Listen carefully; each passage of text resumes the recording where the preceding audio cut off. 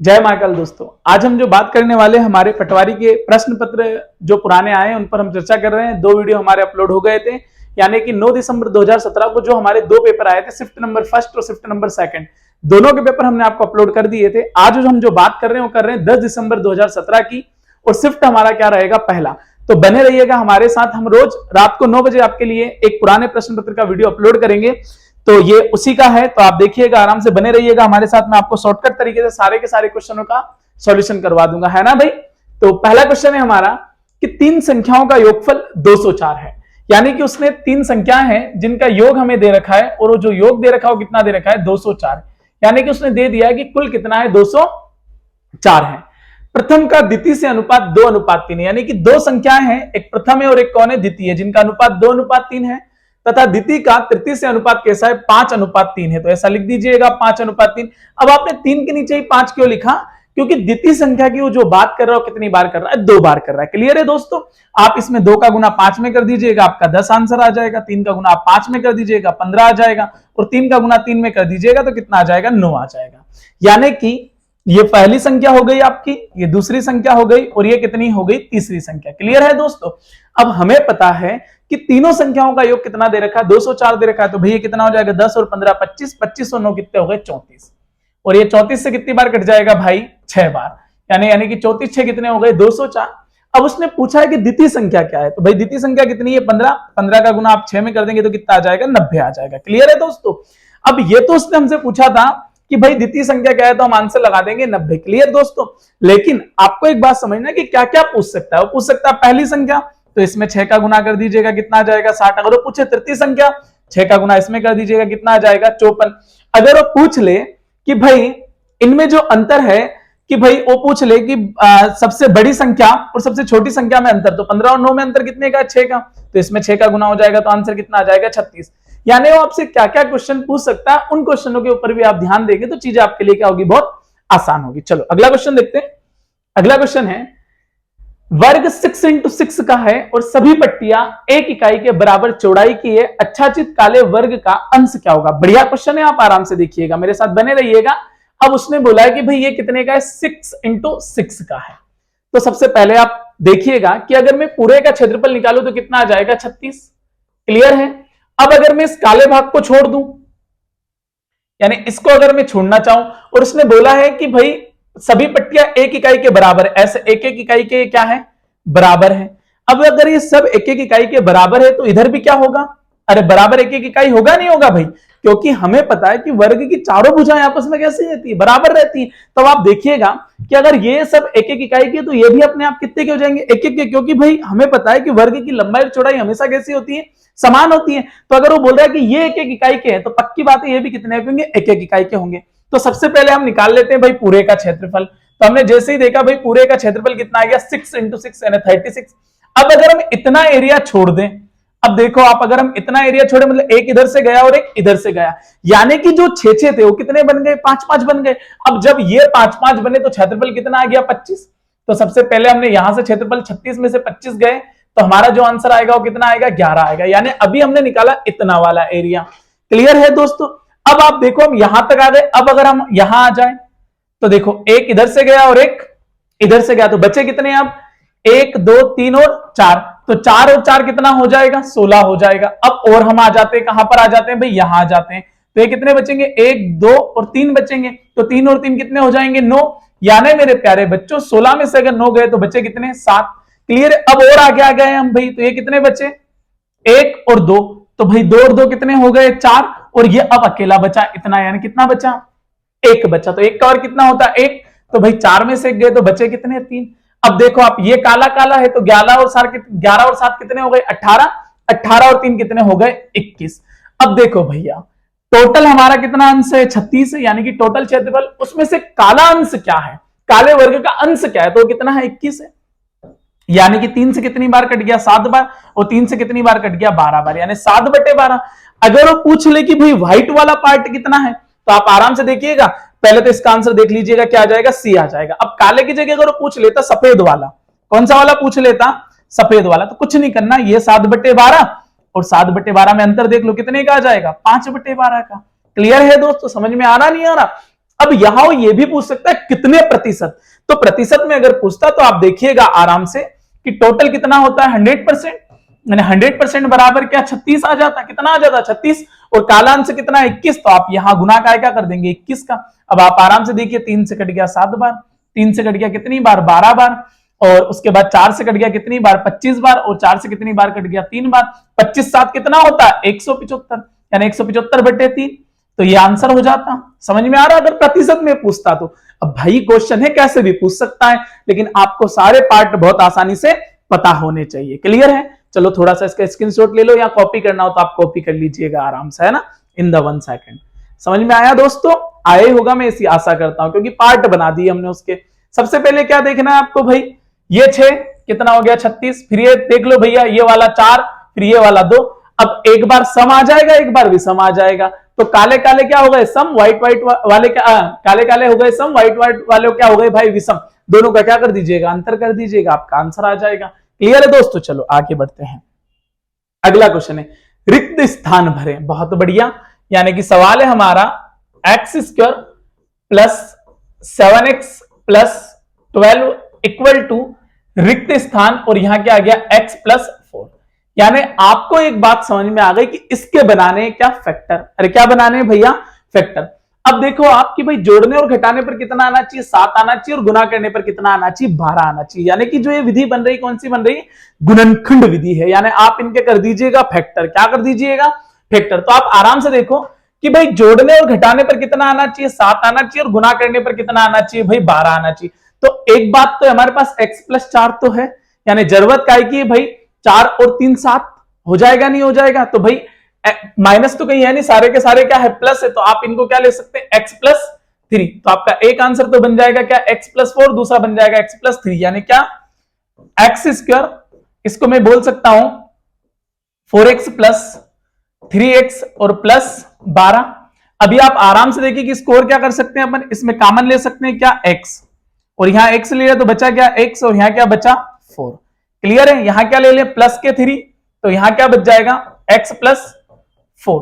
एक बार आप यहां से ये उठा लीजिएगा कॉमन पार्ट, तो कितना आ जाएगा x प्लस 4 आ जाएगा, और एक बार आप इन दोनों को उठा लीजिएगा तो क्या आ जाएगा x प्लस 3 आ जाएगा।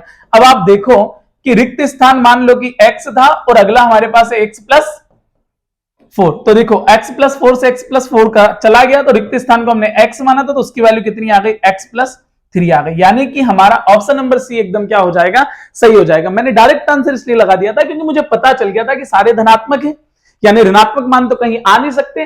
और 12 यानी कि 4 का गुना 3 में करने पर क्या आता है 12, और जोड़ने पर 7 चाहिए हमको, तो 4 तो हमारे पास है, हम जरूरत क्या की थी 3 की, तो 3 का धनात्मक एक ही जगह था वो सी था, तो हमने ऑप्शन नंबर सी एकदम क्या लगा दिया, राइट लगा दिया। क्लियर है दोस्तों? चलो और आगे बढ़ते हैं। अगला क्वेश्चन हमसे क्या बोलना चाह रहा है, इसका स्क्रीनशॉट ले लीजिएगा आप लोग। चलो अगला क्वेश्चन देखते हैं। अगला क्वेश्चन है 2 3 5 6 8 9 11 12 संख्याओं के समुच्चय से हमें 4 संख्याओं का चयन करना है जिनका योगफल कितना हो 21 हो। उस अधिकतम संख्या को ज्ञात करें जो इस अवयवों के समुच्चय का सदस्य हो सकती है। अब देखो भाई आप अधिकतम क्या क्या मान है, एक 12 है, एक 11 है, एक 9 है और एक 8 है। अब आपको इसमें से 4 संख्याएं लेनी, तो पहले मैं यहां लिख लूं अगर आपको बुरा ना लगे तो 2 3 5 6 8 9 11 और 12 4 संख्याओं का चयन करना है जिनका योगफल कितना आना चाहिए 21 आना चाहिए, यानी 1 2 3 4 और इन सभी का योग कितना होना चाहिए 21, यानी बीच में आपके पास क्या होना चाहिए, एक प्लस का साइन होना चाहिए और इन सभी का मान कितना होना चाहिए आपके पास 21 होना चाहिए। और अधिकतम आपको ज्ञात करना है, तो सबसे पहले ऑप्शन में अधिकतम कितना है 12 है, तो एक तो अगर हम यहां क्या ले लें 12 ले लें। अब 12 के बाद हम क्या क्या ले लें कि 21 आ जाए, तो जैसे भाई 12 और 6 अगर हम ले लें 18, 18 और 3 21 पर एक की जगह ना बच पाए। अब 12 में हमें जरूरत क्या है 10 की है, तो 5 और 3 8 और 2 10, ये तो भाई 12 और 10 कितने हो जाए 22 हो जाए। मतलब 12 की जगह हम क्या ले सकते हैं, आराम से हम क्या ले सकते हैं 11 ले सकते हैं। 11 के बाद हम क्या ले सकते हैं 5 ले सकते हैं। 11 और 5 16, 16 और 3 अरे 16 और 3 19 और क्या ले सकते हैं 2। तो भाई आंसर हमारा क्या आ जाएगा 11 आ जाएगा। मतलब हम अधिकतम मान क्या ले सकते हैं 11 ले सकते हैं, यानी कि ऑप्शन नंबर डी हमारा एकदम क्या हो जाएगा सही हो जाएगा। पहले मैंने सबसे बड़े वाले डिजिट को लेने का सोचा था लेकिन उससे हमारा काम बन नहीं पाया। और अगर पूछे कि सबसे छोटा क्या होगा, तो भाई क्या होगा 2 होगा। और भाई छोटे में दूसरे नंबर का छोटा क्या होगा, तो भैया कितना होगा, 3 होगा। उसके बाद और पूछे तो क्या होगा, 5 होगा। समझ में आ रहा नहीं आ रहा? तो भाई ये वैसे ही क्वेश्चन काय का है, रीजनिंग का है। मतलब भाई रीजनिंग में ऐसे क्वेश्चन आते हैं कि क्या करे कि क्या हो, तो भाई ये करो कि ये हो, तो आंसर कितना आ जाएगा हमारा इन द 1 सेकंड, 11 आ जाएगा दोस्तों। चलो और आगे बढ़ते हैं। अगला क्वेश्चन है, एक लंबवृत्तीय बेलन के आधार की परिधि 44 सेंटीमीटर है। चलो भैया एक लंबवृत्तीय बेलन समझ लो पहले तो। एक ही क्या हो गया, लंबवृत्तीय बेलन हो गया। ऐसा एक बेलन बना लो, ये उसका केंद्र बिंदु हो गया। यहां से यहां तक क्या कहलाती है, रेडियस कहलाती है। ये भी क्या कहलाती है भाई, रेडियस कहलाती है। ये बीच में एक आप इसको क्या बोल सकते हैं, ऊंचाई बोल सकते हैं। और एक लंबवृत्तीय बेलन के आधार की परिधि, आधार की परिधि मतलब क्या, वृत्त की परिधि। अरे काय की परिधि भाई, वृत्त की परिधि। अब अपने को दे रखा उसने कि वृत्त की परिधि कितनी है भाई, 44 है। तो आप इन द 1 सेकंड लिख दीजिएगा कि भाई वृत्त की परिधि कितनी हो गई, 44। तो आप आराम से यहां निकाल सकते हैं कि वृत्त की परिधि कितनी होती है, 2 पाई आर होती है। तो 2 पाई आर बराबर कितना हो गया मेरे दोस्त, 44 हो गया। तो 2 पाई का मान कितना होता है, 22/7 इंटू क्या आ जाएगा, आर बराबर में क्या, 44। आराम से देखो भाई 22 से कितनी बार कट गया, 2 बार। ये 2 से 2 कट गया, आर बराबर क्या आ गया, 7 आ गया। अब आर बराबर अगर 7 आ गया है और आगे बंदा बोल रहा है यदि ऊंचाई त्रिज्या की दोगुनी हो, देखो अब तो काम ही आसान हो गया। अगर जो ऊंचाई है वो त्रिज्या की कैसी है भैया, दोगुनी है। तो अब हमें पता है कि त्रिज्या का मान हमने कितना निकाला, 7। तो यहां 7 का गुना हम 2 में कर देंगे, तो भैया ये कितना आ जाएगा, 14 आ जाएगा। आ जाएगा नहीं आ जाएगा, तो एच बराबर कितना आ गया, 14। यानी ये बोल सकता है कि एक बेलन की त्रिज्या 7 सेंटीमीटर है और जो उसकी ऊंचाई है 14 सेंटीमीटर है। तो उसने पूछा है दुगनी हो तो आयतन क्या होगा। तो भैया उसका आयतन क्या होता है, अगर हमें बेलन का आयतन निकालना हो तो उसका आयतन होता है भैया पाई आर स्क्वायर एच। क्योंकि आयतन में हमेशा 3 चीजें आती है, जैसे लंबाई, चौड़ाई, ऊंचाई। तो अब भैया हमारे पास आर को हमने 2 बार ले लिया और ऊंचाई 1 बार हो गई, तो किसी भी संख्या का 3 बार गुना हो गया, तो उसने आयतन का रूप धारण कर लिया, यानी क्यूब हो गया हो। अब हमें पता है भैया कि पाई का मान कितना होता है, 22/7। अब आप देखो आर स्क्वायर यानी क्या हो गया, 7 गुना 7। उसके बाद और हमें उसने क्या दे रखा है भैया, उसने हमें दे रखा ऊंचाई कितना दे रखा है, 14। दिया नहीं था, हमने निकाला था, तो आराम से हमने निकाल लिया। अब आप आराम से देखो ये 7 से कितनी बार कट गया, 7 बार कट गया। क्लियर है। 14 इंटू 7 कितना होता है दोस्तों, 14 इंटू 7 होता है 154 और गुणित क्या, 14। तो आप देखो 14 4 56 के 6, कैरी आउट कितने किए, 5। 14 5 70 और 5 75, 75 के 5 कैरी आउट कितने किए, 7। 14 एकम 14 और 7 कितने आ गए, 21, यानी 2156 लीटर। तो भैया हमारा आंसर कितना आ जाएगा, 2156 लीटर आ जाएगा। क्लियर है दोस्तों। अब देखो आप यहां पर ध्यान देना कि ये सेंटीमीटर है, तो आंसर यहां सेंटीमीटर में ही आना चाहिए, लेकिन उसने लीटर में दे दिया, तो अब मजबूरी है हमारी कि और कुछ है नहीं हमारे पास, तो हमें फिर आंसर इन द 1 सेकंड ये का यही लगाना पड़ेगा। क्लियर है दोस्तों। चलो और हम आगे बढ़ते हैं। अगला क्वेश्चन, बस आपको ये पता होना चाहिए कि बेलन किस प्रकार का होता है। भाई बेलन इस प्रकार का होता है, एक ऊंचाई होता है, रेडियस होता है, और जो बोले बेलन की परिधि, मतलब इसका मतलब है वृत्त की परिधि, क्योंकि बेलन कैसे भी नीचे से गोलाकार ही तो होगा ना, होगा तो क्या बन जाएगा, वृत्त की परिधि बन जाएगा। तो वृत्त की परिधि और बेलन की परिधि, बात तो क्या ना एक ही है। तो 2 पाई आर बराबर दे रखा था हमें 44। 2 पाई का मान 22/7 होता है, 22 हमने काट दिया, 2 बार इसको भी काटा, 2 बार, तो आर बराबर कितना आ गया, 7।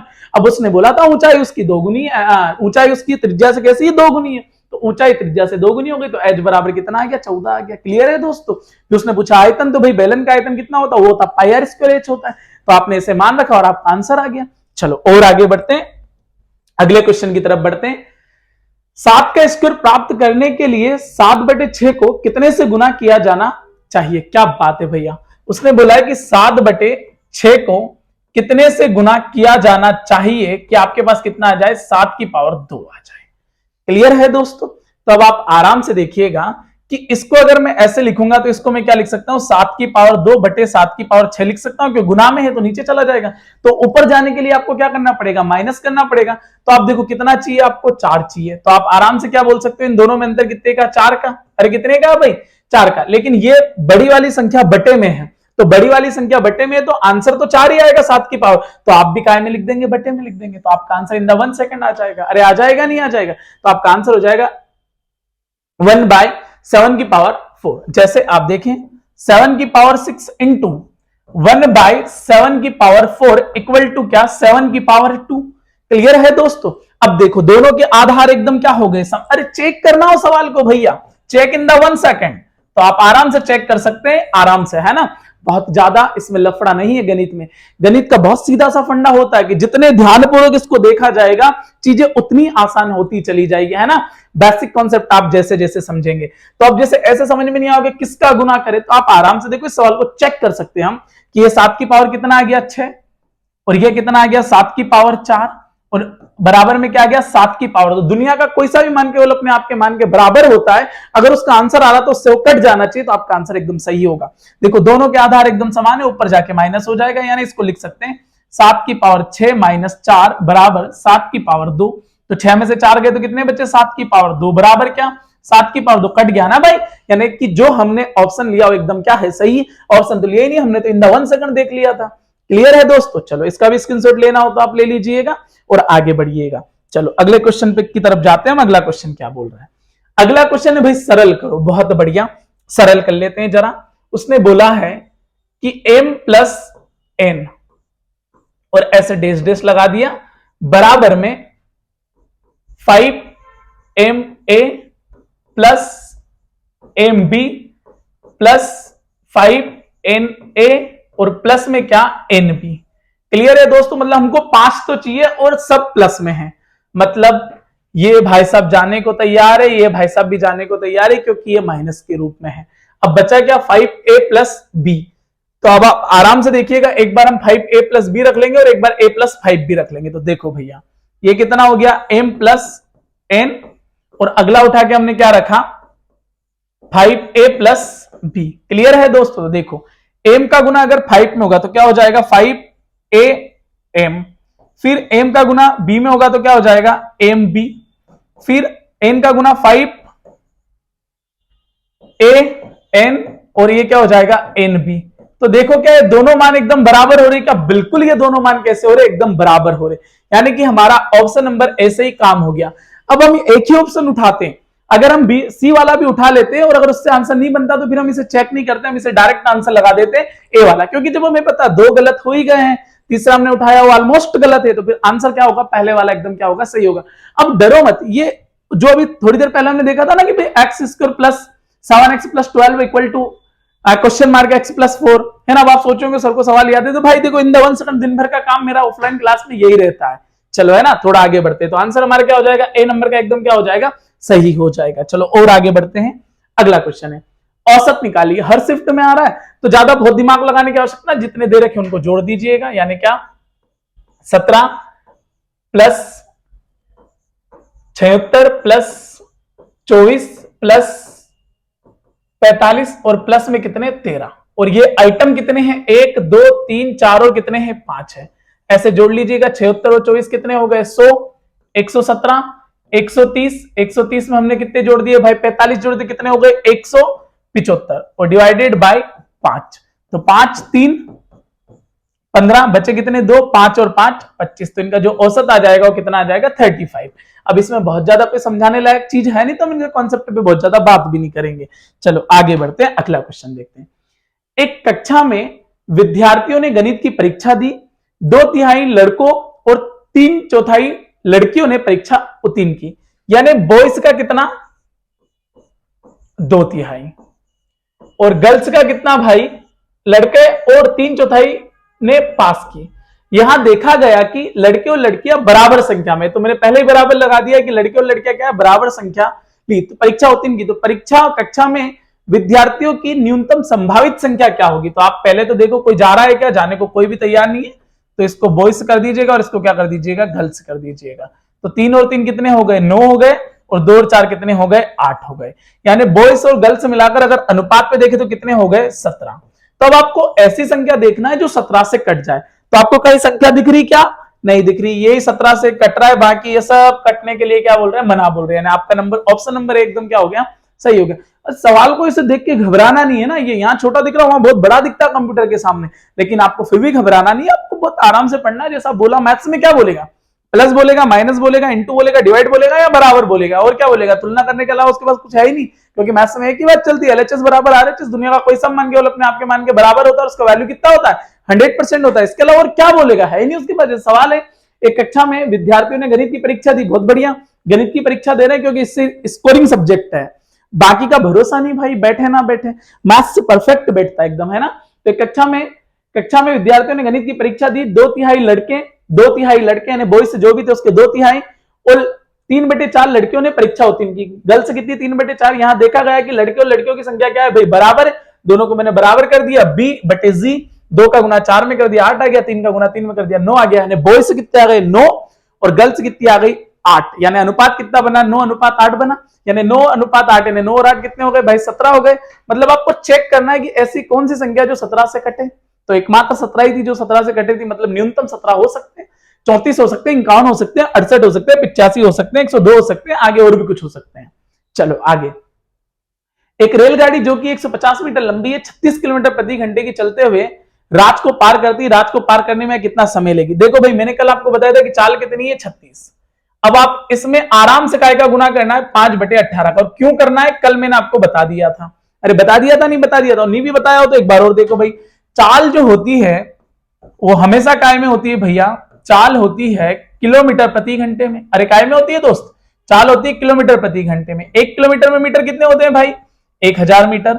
और घंटे 1 घंटे में सेकंड कितने होते हैं भाई? 3600 सेकंड होते हैं। कितने सेकंड होते हैं भाई? 3600। देखो 2 जीरो से 2 जीरो, 2 से कितनी बार कटा? 5 बार। 2 से कितनी बार कट गया? 18 बार। यानी 5/18 मीटर पर सेकंड। यानी कि आपको जहां भी किलोमीटर प्रति घंटे दिखेगा आप वहां गुना काय में कर देंगे 5/18 का, तो मीटर पर सेकंड में कन्वर्ट हो जाएगा। तो भाई चाल हमारे पास कितनी दे रखी थी उसने? चाल हमारे पास दे रखी थी भैया 36, हमने गुना कर दिया 5/18 का। क्लियर है दोस्तों? चलो और थोड़ा आगे देखते हैं। आगे बंदा बोल रहा है जो कि 150 मीटर लंबी है, यानी कि जो भाई उसकी दूरी है वो कितनी है? 150, और राज को पार कर रही है। अब राज को पार करेगी तो राज की अपनी कोई लंबाई नहीं है, तो मान लो कि यहां जुड़ना तो कुछ है नहीं, और समय कितना मान लो? T मान लो। 18 से कट गया 2 बार, 2 और 5 कितने होते हैं? 10। 10 बराबर कितना आ गया? 150/T। तो 1 जीरो से 1 जीरो कट जाएगा, यानी और समय काय में आता है? सेकंड में आता है। यानी हमारा आंसर क्या बनेगा? 15 सेकंड। क्लियर है दोस्तों? चलो और आगे बढ़ते हैं। अगला क्वेश्चन क्या बोल रहा है? देखो इसमें कुछ समझाने लायक नहीं था दोस्तों, अगर समझाने लायक होता तो मैं आसानी से आपको समझा देता। चलो आगे देखते हैं। अगला क्वेश्चन है, बड़ा त्रिकोण एक समबाहु है जिसका क्षेत्रफल 18 वर्ग सेंटीमीटर है। 3 रेखाएं भुजाओं को समत्रिभाजित करती हुई भुजाओं के समानांतर है। आच्छादित भाग का क्षेत्रफल क्या होगा? अब आप आराम से देखो, आपको बहुत ज्यादा मेहनत करने की जरूरत नहीं है यार कि समबाहु त्रिभुज क्या होगा। तो पहले समबाहु त्रिभुज समझ लो भाई, है ना। समबाहु त्रिभुज क्या होता है? समबाहु त्रिभुज होता है भैया जिसकी सारी भुजाएं आपस में क्या हो? बराबर हो। यानी ये भी ए और ये भी है, जिसकी सारी भुजाएं आपस में बराबर हो, क्या होता है? समबाहु त्रिभुज होता है। क्लियर है भाई? अब और आगे अगर हम देख लें कि अगर वो हमसे पूछ ले कि इसका क्षेत्रफल क्या होगा, तो इसका क्षेत्रफल होता है √3/4 इंटू a²। और एक होता है इसमें ऊंचाई, अगर वो ऊंचाई पूछ ले तो ऊंचाई कितना होता है? h, वो होता है √3/2 इंटू a। अब ये भी कहां से आया भाई? ये यहां से अपन समझ सकते हैं कि पूरी भुजा कितनी है, तो ये कितना हो जाएगा? a/2, और ये भी कितना हो जाएगा? a/2। तो यहां से आप पाइथागोरस प्रमेय लगा के h भी निकाल सकते हो, और ये फार्मूला भी आप निकाल सकते हो। कैसे भाई? ये निकाल सकते हो आप हैरो के सूत्र से, और जो हैरो का सूत्र होता है क्या होता है? वो होता है अंडर रूट के अंदर s minus a, s minus b और s माइनस c से आप इनको इन 1 सेकंड निकाल सकते हो। लेकिन आपको इतनी बहुत ज्यादा मेहनत करने की आवश्यकता नहीं, कॉम्पिटिटिव में 1 नंबर के मैटर होता है, तो बस आपको इतना पता होना चाहिए कि भाई समबाहु त्रिभुज का क्षेत्रफल क्या होता है। तो क्या होता है? √3/4 इंटू a² होता है। क्लियर? और ऊंचाई पूछे तो क्या हो जाएगा? √3/2 इंटू a। लेकिन यहां ऐसी कोई संभावना नहीं है, आपको बस एक बात पता होना चाहिए कि समबाहु त्रिभुज का क्षेत्रफल पूरा दे रखा है। उसने कितना दे रखा है भाई? वो दे रखा है 18। तो अब अगर मैं इसके बराबर में 18 रखूं, फिर ये पूरी भुजा को क्या मैं मानूं? ए मानूं, फिर ये इसका कौन सा 1 2 3, अगर इधर इधर का देखूं तो ये कितना हो जाएगा? 3 पार्ट में से 1 पार्ट, यानी 1/3 करूं। ऐसी माथाफोड़ी में करूंगा नहीं भाई, मैं आपको इन 1 सेकंड आराम से बता रहा हूं। आप बोर्ड पे बने रहिएगा, उस चित्र को देख के मैं उसका आंसर निकाल दूंगा। चलो इसको मैं थोड़ा रफ कर देता हूं, है ना। आप बीच बीच में सोचते होंगे फोकट की महाभारत लेके आ जाते हैं। देखो ये फोकट की महाभारत नहीं है, अगली बार कोई सेम क्वेश्चन तो आ नहीं रहा है। अगली बार जो क्वेश्चन बनेगा वो समबाहु त्रिभुज से ही बनेगा, लेकिन हो सकता है अगली बार वो भुजा दे दे, या ऊंचाई दे दे और भुजा पूछ ले, या भुजा दे दे और आपसे क्षेत्रफल पूछ ले, तो आप निकाल सकते हो। अब आप आराम से देखो भाई, इसके अगर यहां पर मैं ऐसे पार्ट बना दूं, ऐसे, तो क्या सारे के सारे समबाहु त्रिभुज नहीं बन गए? अरे बन गए, नहीं बन गए भाई? सारे के सारे समबाहु त्रिभुज। तो कितने? 1 2 3 4 5 6 7 8 9, यानी कितने संभाव त्रिभुज बन, एक संभाव त्रिभुज से 9 संभाव त्रिभुज बन गए। रीजनिंग में अगर क्वेश्चन आ जाए ऐसा और पूछ ले कि इसमें कितने संभाव त्रिभुज हैं, तो बहुत सारे हो जाएंगे, 9 ही मत बना देना, बहुत सारे बनेंगे ना, उसकी अलग टेक्निक बताएंगे। लेकिन अभी कितने हैं हमारे पास, 9 बराबर है। अब हमें पता है कि भाई 9 के बराबर कितना दे रखा है, 18 दे रखा है, तो भाई 9 से कितनी बार कट जाएगा, 2 बार कट जाएगा, यानी 1 का कितना आ गया, 2। तो उसने पूछा है अच्छाचित भाग, यानी कौन सा वाला भाग, ये वाला भाग, तो ये 1 2 3 4 5 और 6, तो बस 6 का गुना 2 में कर दीजिएगा, तो आपका आंसर आ जाएगा 12 वर्ग सेंटीमीटर। यानी आपका इन द 1 सेकंड चित्र देख के आंसर समझ में आ गया होगा आपको, यानी ऑप्शन नंबर डी आपका एकदम क्या हो जाएगा, करेक्ट हो जाएगा दोस्तों। क्लियर है, चलो और आगे। अब यहां पर आप जियोमेट्री वाला फंडा मत अपनाना कि ये समानांतर भुजा ऐसे ऐसे ऐसे, अरे ये सब फोकट की बात है भाई, है ना, नॉर्मल देखो ना, वैसे ही तो चित्र से पता चल रहा है। वैसे भी आपसे वो बेसिक कॉन्सेप्ट ही पूछेगा परीक्षा में, बस आपको बेसिक कॉन्सेप्ट पता होना चाहिए। अगर व्हाइट वाले का पूछ लेता तो क्या बोल देते, 6 बोल देते।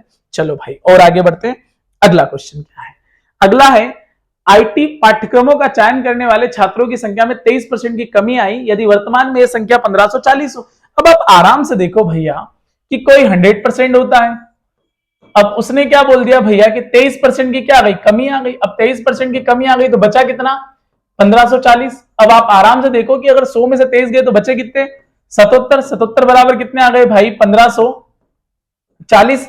तो उसने पूछा है पाठ्यक्रम का चयन करने वाले छात्रों की मूल संख्या। मूल मान हमेशा क्या होता है, 100% होता है, यानी दुनिया का कोई सा भी मान केवल अपने आप के मान के बराबर होता है, उसका वैल्यू कितना होता है, 100%। यानी कि 77 बराबर 1540 तो 100%, तो 77 से कितनी बार कट गया भाई, 2 बार, यानी 20 का गुना 100 में करा तो हमारा आंसर क्या आ गया, इन द 1 सेकंड 2000 आ गया। अब वो हमसे ये भी पूछ सकता था कि भाई जो कम छात्र है उनकी संख्या क्या है, तो छात्र कितने कम हुए भाई, 23%। तो आप आराम से क्या बोल देंगे कि भाई 2000 का आप निकाल लीजिएगा 23%, तो 23% अगर आप निकालेंगे तो आपका जाएगा 23 2 46, यानी कितना जाएगा, 460। देखो परीक्षा में जल्दीबाजी करना, लेकिन बहुत सावधानी पूर्वक, ऐसा नहीं हो कहीं कि जल्दीबाजी में आंसर ही गलत कर दें आप, है ना, आराम से करते चले जाएं आप।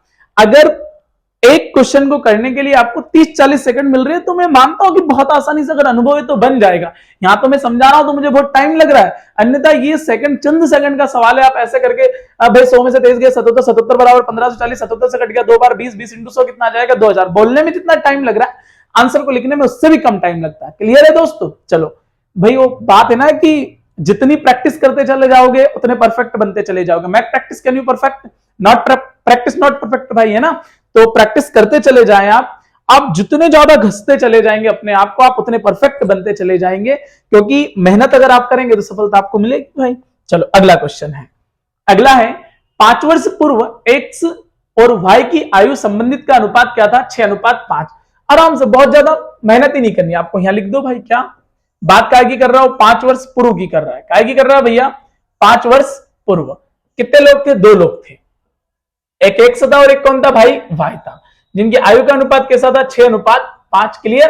और 10 वर्ष पश्चात, कब भैया, 10 वर्ष पश्चात। मैं तो भाई सारा का सारा सवाल है ना पेपर से टिप लेता हूं और उसी को लिखता हूं, लास्ट में एक ही लाइन लिखनी होती है, वो आंसर होता है। 10 वर्ष पश्चात उनका अनुपात कैसा, 8:7। अब इतना तो दे ही रखा था, बस आपको कुछ नहीं करना, क्रॉस इंटू करना है। 8 5 40, 6 और 7 42। अंतर कितने का, 1 का, अंतर कितने का, 2 का। इधर जितना भी दिखे उतना सब जोड़ दो, 5 और 10 कितने हो गए, 15, और ये कितना हो गया, 1/2। तो उसने पूछा है भैया 8 5 40 और 6 7 42। अब आगे बंदे ने पूछा है कि 10 वर्ष पश्चात उनकी आयु का अनुपात कैसा होगा, 8:7 होगा। क्लियर है भाई। तो ये कितना हो गया, 6 7 42 और 8 5 40। 40 और 42 में अंतर कितने का, 2 का। 8 और 7 में अंतर कितने का, 1 का। तो भाई आप देखो 10 और 5 कितने हो गए, 15, 15 1/2। और उसने क्या पूछा है भैया, तो y, अब y कितना है भैया, 5 है। तो अब देखो आप, अगर 2 से कितनी बार कट जाएगा, 2.5 बार कट जाएगा, यानी 15 2 30 और 15 का आधा 7.5, यानी कितना आ जाएगा, 37.5। और यह अनुपात हमने कब निकाला था, 5 वर्ष पूर्व का। तो यानी अब व्यक्ति की उम्र कितनी होगी, अब जो व्यक्ति की उम्र होगी वो कितनी होगी, 42.5 साल होगी, यानी कि इनमें से कोई नहीं। तो y की आयु क्या आएगी, इनमें से कोई नहीं आएगी। आपको घबराना मत भाई। और यार पॉइंट में गए तो क्या हो गया, अपने बहुत सही सवाल किया, यानी कि आंसर आएगा डी वाला, इनमें से कोई नहीं। चलो और आगे बढ़ते, अगला क्वेश्चन क्या है, अगला है 11 सेंटीमीटर चौड़ाई के आयत की लंबाई क्या होगी जिसका क्षेत्रफल 14 सेंटीमीटर व्यास के वृत्त के क्षेत्रफल के समान है। तो सबसे पहले हम समझेंगे कि डी, उसने दे रखा है भाई क्या डी, और डी कितना दे रखा है 14 सेंटीमीटर। तो हमको पता है भैया कि जैसे मान लो कि ये क्या है व्रत है, और व्रत का केंद्र बिंदु O, ये क्या होता है रेडियस होता है, और ये भी क्या होता है यहां से यहां तक रेडियस। लेकिन इन दोनों को अगर मिला दो तो क्या हो जाता है व्यास, और व्यास हमें दे रखा है कितना 14। जब व्यास 14 दे रखा है तो रेडियस कितना हो जाएगा 7, आराम से हो जाएगा। अब इसका क्षेत्रफल क्या होता है भाई, वो होता है व्रत का क्षेत्रफल पाई आर स्क्वायर, और उसने क्या बोला है 11 सेंटीमीटर चौड़ाई के आयत की लंबाई क्या होगी, तो इसका क्षेत्रफल क्या होता है लंबाई इंटू चौड़ाई। तो ये कितना हो गया पाई का मान 22/7 आर स्क्वायर यानी कि 7 इंटू 7, और उसके बाद कितना है हमारे पास एल कितना दे रखा है हमारे पास, एल दे रखा है 11, और इंटू में क्या आ जाएगा बी। तो ये 7 से 7 कट जाएगा, 11 से कितनी बार कट जाएगा 2 बार कट जाएगा, यानी बी बराबर हमारा आंसर कितना आ जाएगा 7 2 14 आ जाएगा। क्लियर है दोस्तों, ये समझ में आ गया होगा आपको। चलो आगे बढ़ते हैं, थोड़ा सा अगले क्वेश्चन की तरफ रुक करते हैं। अगला क्वेश्चन हमारा क्या बोल रहा है, अगला क्वेश्चन है 6 के घन का वर्ग क्या होगा। आराम से, घबराना तो है नहीं मैथ्स के अंदर, जितना बोले उतना करो। 6 का घन और उसका भी क्या वर्ग, नॉर्मल है भाई। 3 का गुना अगर हम 6 में करेंगे तो आंसर कितना आ जाएगा हमारा 3 2 6। अब आप थोड़ा यहां समझो कॉन्सेप्ट है, अगर ये कोष्टक में रहता है तो क्या होता है, जैसे ऐसे 6 3 और 2, कोष्टक में है तो 3 गुना 2 होता है, यानी आंसर कितना आता है 6। और अगर ये कोष्टक में नहीं होता तो ये क्या आता है 3 का वर्ग आता है, और 3 का वर्ग मतलब क्या होता है 9 होता है दोस्तों, क्या होता है 9 होता है। क्लियर, तो अभी हमारा आंसर कितना आ जाएगा 6 की घात 6 आ जाएगा। चलो और आगे बढ़ते हैं, अगला क्वेश्चन, यदि दो संपूरक कोण के बीच 20 डिग्री का अंतर है तो दोनों कोणों में लघुत्तर, लघुत्तर मतलब छोटा। भाई देखो, अगर पूरक कोण पूछे तो पूरक कोणों का योग कितना होता है, वो होता है x प्लस वाई, यानी कितना होता है 90। और समपूरक का मतलब कितना होता है, समपूरक का मतलब होता है भैया x प्लस वाई बराबर कितना 180 होता है। अब इन दोनों का अंतर कितना है 20, तो यहां पहले आप 20 घटा दीजिएगा तो बचा कितना 160, और ये दोनों में बांट दीजिएगा तो आंसर कितना आ जाएगा 80 और 80, यानी एक का 80 और दूसरे का कितना आ जाएगा 80 प्लस 20, यानी ये कितना हो जाएगा 80 और ये कितना हो जाएगा 100। तो छोटा वाला कौन 80 और बड़ा वाला 100, तो उसने क्या पूछा है छोटा वाला, यानी आंसर क्या आ जाएगा बी आ जाएगा। समझ में आ रहा है दोस्तों। चलो आगे बढ़ते हैं, अगला क्वेश्चन है 4320 बराबर 2 की पावर a 3 की पावर b इंटू 5 की पावर c। तो उसने पूछा a b और c का मान क्या होगा, तो दे क्या रखा है 4320 और पावर में जनरेट करने का पूछा है। तो 2 3 और 5 की ही पावर बनेगी, तो सबसे पहले इसको 2 से डिवाइड करो। ये 2 से कितनी बार डिवाइड हुआ 2 बार, 1 बार, 6 बार, वापस 2 से कितनी बार डिवाइड हो रहा 1 बार, भागने जाए जिसके 0, 2 से कितनी बार कट रहा 8 बार, वापस 2 से कितनी बार 2 से कितनी बार 540 बार, वापस 2 से कितनी बार 270 बार, वापस 2 से कितनी बार कटा 135, यानी 2 कितनी बार आया भैया, अगर आप देखेंगे कि 2 1 2 3 4 5, यानी a का मान कितना आ गया 5। अब आप देखो कि a का मान कितनी जगह 5 आ रहा है, एक तो यहां आ रहा है और एक यहां आ रहा है, मतलब ये वाला ऑप्शन और ये वाला ऑप्शन तो एकदम क्या हो गया गलत हो गया। अब बचा गया 135, तो आप आराम से इसको 5 से डिवाइड कर सकते हैं, यानी 5 2 10, बचे कितने 3 5 7 35, 5 कितनी बार आ रहा है 1 बार, यानी कि भैया हमको देखना है कि b का मान कितना, सॉरी c का मान कितना आना चाहिए 1 आना चाहिए। तो देखो भाई c का मान कहीं 1 आ रहा है क्या, यहां आ रहा है। क्लियर, यानी ऑप्शन नंबर बी हमारा एकदम क्या हो जाएगा सही हो जाएगा। और 27 को हम क्या लिख सकते हैं 3 की घात 3, तो यानी कि हमारे पास b कितना आ जाएगा 3 आ जाएगा। क्लियर है दोस्तों, देखो b भी 3 आ गया, a बराबर 5 आ गया, c बराबर क्या आ गया 1 आ गया। क्लियर, चलो और आगे बढ़ते हैं, अगला क्वेश्चन देखते हैं। अगला क्वेश्चन है, अगला क्वेश्चन बोल रहा है भाई अंडर रूट के 16 प्लस अंडर रूट के 9 और माइनस के क्या 5, तो 16 का मतलब 4 और 9 का मतलब 3 और माइनस के 5, 4 और 3 7, 7 में से 5 गए तो आंसर कितना आ गया 2 आ गया, यानी ऑप्शन नंबर ए हमारा एकदम क्या होगा सही होगा। क्लियर है दोस्तों, चलो और अगला क्वेश्चन देख लेते हैं। देखिएगा दोस्तों अगला सवाल, अगला सवाल है बहुभुज में कोणों का कुल योगफल। तो अब इसने ये नहीं बोला कि भाई अंतःकोण या बाह्य कोण, तो देखो दोस्त अगर अंदर वाले पूछे तो होता है n-2 इंटू 180, और अगर बाहर वाले पूछे तो वो क्या हो जाता है n-2 इंटू क्या 360। अब आप आराम से देखो ये कितने 1 2 3 4 5 और 6, तो ये कितना हो जाएगा भाई 6 - 2 इंटू 180, यानी कि 6 में से 2 गए कितने बचे 4, यानी कि 4 इंटू 180 यानी 18 4 कितने 72 720, यानी ये भी ऑप्शन में नहीं, मतलब ये भी नहीं पूछा, या ये भाई पूछ लिया होगा उसने तो भाई n यानी कि 6 माइनस 2 इंटू कितने 360, तो 6 में से 2 गए तो बचे कितने 4 इंटू 36 यानी 36 2 72 72 का दुगना 144 यानी 1440, यानी कि दोनों ही ऑप्शन यहाँ है नहीं। तो ये तो क्लियर है कि भाई उसने पूछा नहीं होगा। तो फिर आप देखो कि ऐसी कोई संख्या देखो या तो कैसे कट जाए भाई 180 से, या कैसे कट जाए 360 से, क्योंकि या तो इमेज क्लियर नहीं आया होगा उसमें, ये भी हो सकता है। तो देखो भाई 808 कट नहीं रहा, 650 कट नहीं रहा, 995 कट नहीं रहा, तो आंसर क्या आ जाएगा 1080। क्लियर है दोस्तों। चलो और आगे बढ़ते हैं और लास्ट क्वेश्चन की तरफ बढ़ते हैं। एक डिब्बे में 15 पत्ते हैं जिन पर 1 2 3 15 संख्याएं हैं। बक्से में से यादृच्छिक रूप से एक पत्ता निकाला जाता है, तो इसकी प्रायिकता क्या है कि पत्ते पर लिखी संख्या एक अभाज्य संख्या होगी। अब अभाज्य संख्या क्या होती है 2 3 5 7 11 और 13। तो भाई टोटल कितने हैं 15 पत्ते हैं, और अभाज्य कितने हो गए 1 2 3 4 5 और 6, यानी 6/15 यानी 3 से कितनी बार कट जाएगा 2 बार, और 3 से कितनी बार कट जाएगा 5 बार। क्लियर है दोस्तों। यानी आपका आंसर कितना आ जाएगा, आपका आंसर आ जाएगा 2/5, यानी ऑप्शन नंबर सी आपका एकदम क्या होगा सही होगा। क्लियर है दोस्तों। मैं आशा करता हूं कि आपको ये वीडियो समझ में आया होगा, और जितने भी हमने क्वेश्चन करवाए वो भी आपको समझ में आए होंगे। हमारी मुलाकात होती है अगले वीडियो के साथ। जय महाकाल, जय हिंद, जय भारत।